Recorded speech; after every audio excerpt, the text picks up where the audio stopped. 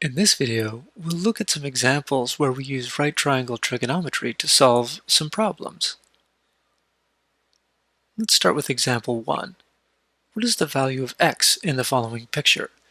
So our goal is to determine the value of this length. We'll begin by first deciding that the length of this base of the long triangle, or the large triangle, we're going to call that b. That means that this length is b minus x.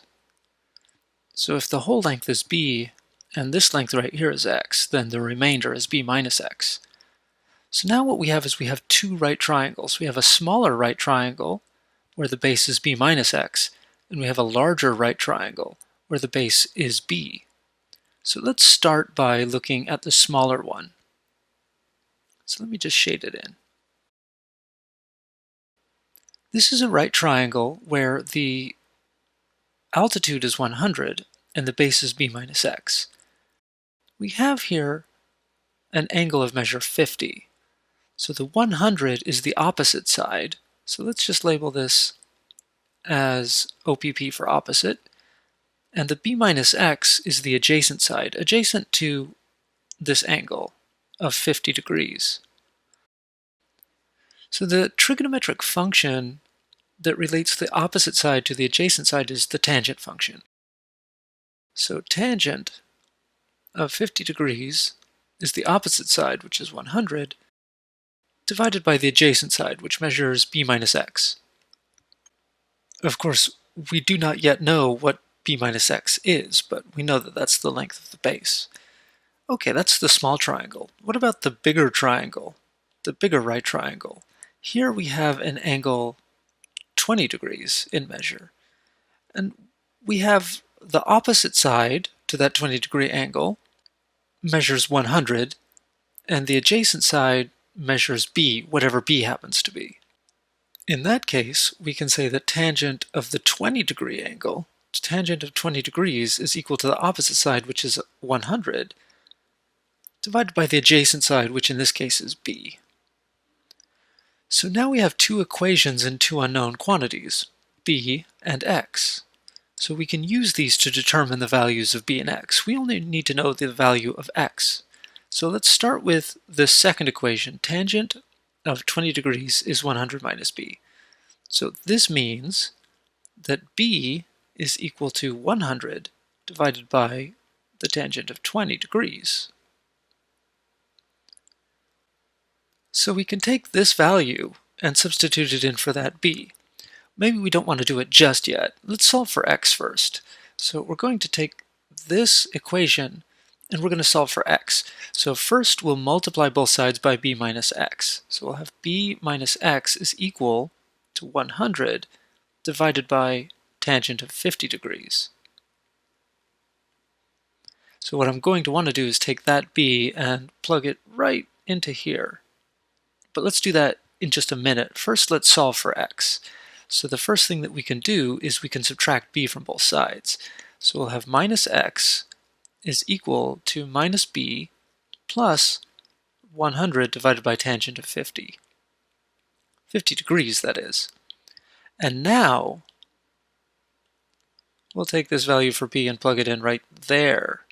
So minus x equals minus b, which is minus 100 over tangent of 20 degrees. And to this we add 100 over tangent of 50 degrees. But we don't want negative x, we want x. So we can run a minus sign through everything. And that will give us that x is equal to, and now we run a minus sign through this side as well. So it'll be a positive 100 divided by tangent of 20 degrees.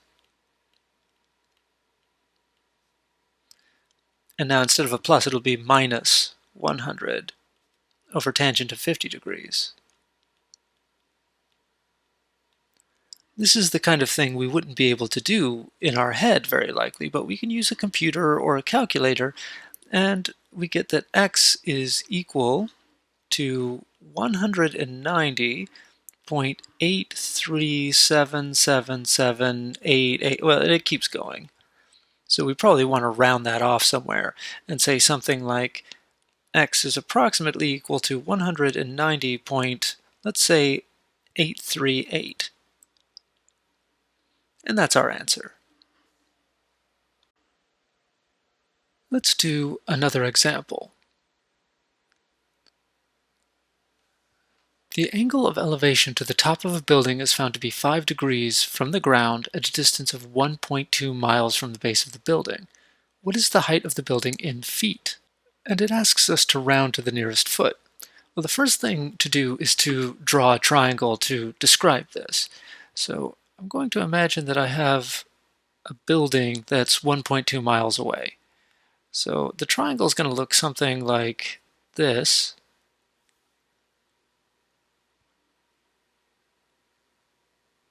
And I'm going to imagine that this base of this triangle is 1.2 miles. The angle here is 5 degrees, and this is a right angle. So we have a right triangle where the base angle, the acute base angle, is 5 degrees. The base is 1.2 miles, and what we want to do is we want to figure out what the height is of this triangle. So let's call it h for height. That height is going to give us the height of the building. So how do we figure this out? Again, we're relating the opposite side to the adjacent side. So we're going to use the tangent. Tangent of 5 degrees is equal to the opposite side, which is h, over the adjacent side, which is 1.2. So solving for h, we just have to multiply both sides by 1.2. So h is equal to 1.2 times tangent of 5 degrees. That's supposed to be a 5 degrees. This is, again, something that we would want to use a calculator to compute, and we would get that h is approximately equal to 0.104986. Now this isn't your answer though, because this is in miles. We know that the units on the 1.2 are miles, so this is 1.2 miles times tangent of 5 degrees. So that gives us h in terms of miles, but it asks for feet. So we have to convert that to feet, which we can easily do, and you'll get that h is approximately 554.328 feet. Although it asks us to round to the nearest foot, so we'll say that h is approximately 554 feet. And that's our answer. So let's move on to another example. This is our example 3. A tree is 200 feet from a building. From a window in the building, a person determines that the angle of elevation to the top of the tree is 34 degrees, and the angle of depression to the bottom of the tree is 8 degrees. So how tall is the tree? In this case, it doesn't specify units, so we just use the same units, which are feet. The tree is 200 feet away, so since it doesn't specify what units to use, we just use the ones that are given in the problem, which are feet. So once again, we want to draw a picture of this using a triangle. What do we know? Well, we know that a tree is 200 feet from a building. So suppose that we have a building here, let's say on the left, and then 200 feet away from that there's a tree. So there's a tree here. And we want to say that there's 200 feet between these two things. So 200 feet. So this is the tree over here, and this is the building over here. Somewhere in this building there's a person. Let's say that they're right here looking out a window. And we know that the person looking up has an angle of elevation to the top of the tree of 34 degrees. So first let's just draw a horizontal line here, like so. And we know that to the top of the tree there's an angle of elevation of 34 degrees.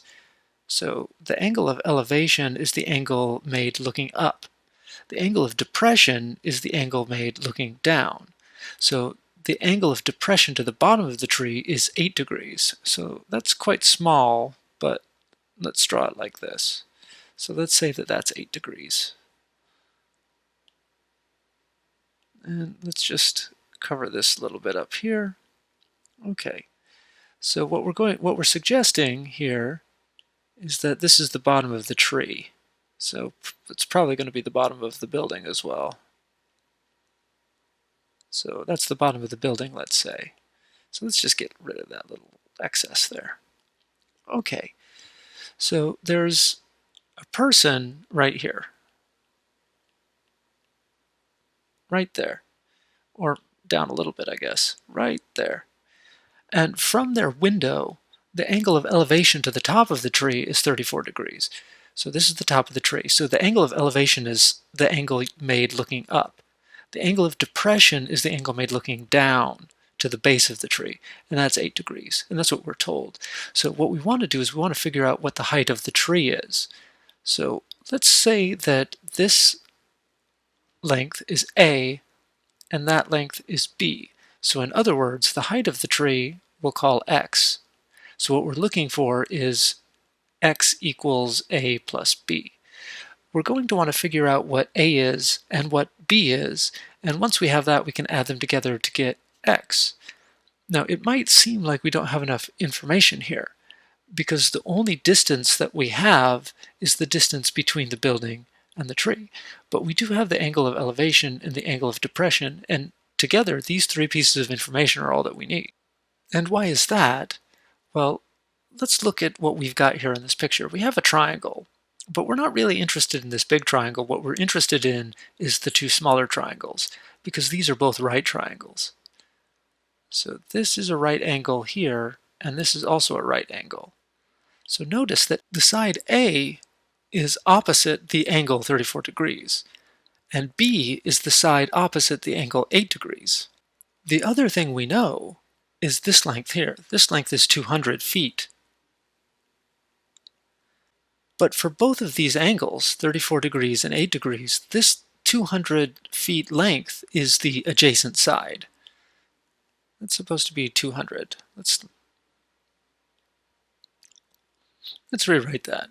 200. There we go. Once again, the trigonometric function that relates the opposite side to the adjacent side is the tangent function. So let's start by looking at this top triangle. So tangent of 34 degrees is what we want to compute. Tangent of 34 degrees is the opposite, which is A, divided by the adjacent, which is this 200 feet. We can do the same thing to get B. Tangent of 8 degrees equals the opposite side, which is B, over the adjacent side, which is 200 again. So it's the adjacent side. Now notice that I always put 34 degrees, 8 degrees, I always put the degree symbol here. If you don't put the degree symbol, then we assume that it's radians. So if I just said tangent of 8, I would assume that that was tangent of 8 radians. So if I want to specify degrees, I need to put the degree symbol there. Or possibly write out the word degree. Anyway, what we're interested in is x equals A plus B. And now we can solve each of these to get A and B. A is 200 times tangent of 34 degrees. Again, I make sure to put the degree symbol there. And B is 200 times tangent of 8 degrees. X is what you get if you add these two together, A plus B. So that means that x is 200 times tangent of 34 degrees plus 200 times tangent of 8 degrees. And once again, we use a calculator or a computer to compute this, and you'll get that x is approximately equal to 163.00987 feet. It doesn't say to round it to the nearest foot, but we can say that x is approximately 163 feet.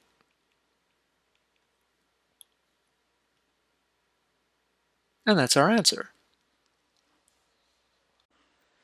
Let's do one more example. So for this example, there is an antenna on the top of a building.